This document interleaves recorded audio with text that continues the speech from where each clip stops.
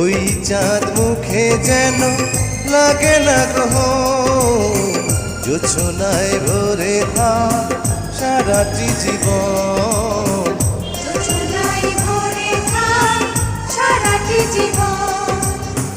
ওই চাঁদ মুখে যেন লাগে না গ্রহ, জোছনায় ভরে থাক সারাটি জীবন।